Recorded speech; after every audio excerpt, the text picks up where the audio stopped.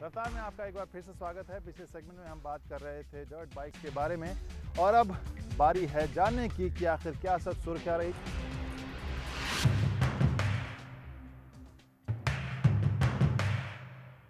मैंने एक ऐसी गाड़ी का निर्माण किया है 40 किलोमीटर पर लीटर से ऊपर का एवरेज देगी। यदि गाड़ी की स्पीड 50 किलोमीटर पर आवर होगी तो इस गाड़ी का मिनिमम एवरेज 40 किलोमीटर पर लीटर होगा। और यदि कहीं हाईवे पर हम इस गाड़ी की स्पीड 80-90 कर दे देते हैं तो यही हमारा जो एवरेज है उसी रेसों से बढ़कर 60-70 का पहुंच जाएगा। और यही नहीं, इस गाड़ी की सबसे खास बात यह होगी कि यदि गाड़ी की स्पीड 50 किलोमीटर पर आवर हो जाती है तो इसका इंजन आप बंद कर दीजिए और ये गाड़ी विदाउट फ्यूल चलती रहेगी।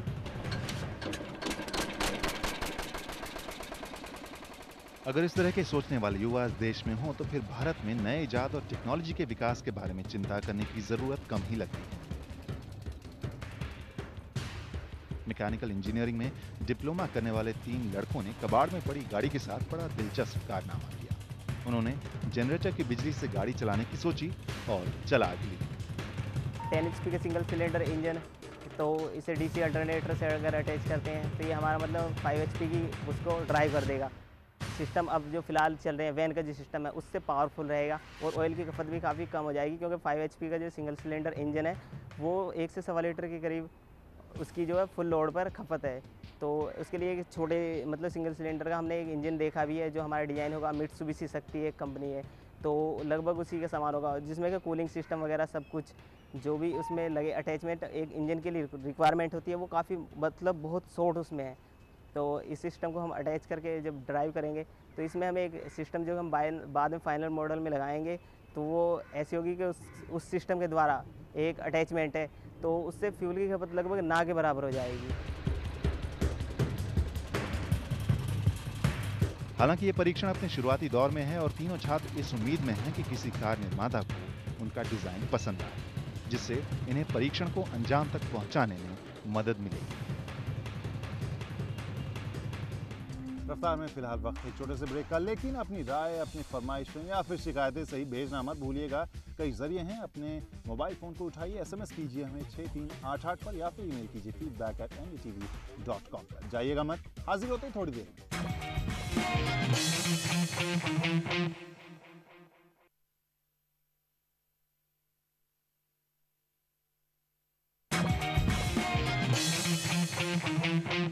रफ्तार में आपका एक बार फिर से स्वागत है। आज तक के एपिसोड में आपने वो सवारी नहीं देखी होगी जिसके बारे में अब हम कहानी दिखाएंगे आपको। ये खास सवारियां इकट्ठा हुई पुणे में, एक खास रैली एक खास मजमे में जुटी है। आइए आपके साथ हम भी जानते हैं कि आखिर कौन सी है वो सवारी।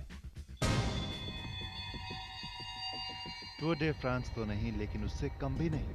पूरे भारत से साइकिलिस्ट इकट्ठा हुए पुणे में 10वें राष्ट्रीय साइकिलिंग चैंपियनशिप के लिए। 23 राज्यों से आए साइकिलिस्टों ने अपनी ताकत दिखाई मुंबई बैंगलोर एक्सप्रेसवे पर, जिसे आयोजित किया था महाराष्ट्र साइकिलिंग एसोसिएशन। हालांकि जब से साइकिलें बनी हैं, भारत की ज्यादातर जनसंख्या से वो किसी न किसी रूप से जुड़ी हुई सवारी रही हैं, लेकिन खेल के तौर पर साइकिलिंग का चलन बहुत नया है। Well, for the moment, I would say that it is on a very infant stage. We are about to grow. We are starting getting good equipment. The next 4-5 years, we could get at least medals in the Asians. We are coming up to good standards. Our cyclists are improving. The timings are improving day by day. So definitely, we are hoping for medals. इस खेल को प्रचलित करने के लिए cycling federation of India कोशिश तो काफी कर रही है, लेकिन खिलाड़ी मानते हैं कि अभी बहुत दूरी तय करनी है। बहुत अच्छा नहीं है, हम यहाँ इक्विपमेंट नहीं है, प्रमोट नहीं करते, ज़्यादा इंटरनेशनल गेम नहीं खिलाते। साइकिलिंग के हिसाब से अभी तो थोड़े बहुत पीछे हैं हम भारत में, लेकिन जिस तरह से क्रिकेट है हमारे इंडिया में, उस तरह से अगर साइकिलिंग भी होता तो बहुत ही अच्छा होता। फेडरेशन मानती है कि इस तरह के आयोजनों से साइकिलिंग को काफी बढ़ावा मिलेगा। अगली चैंपियनशिप लुधियाना में नवंबर में होगी।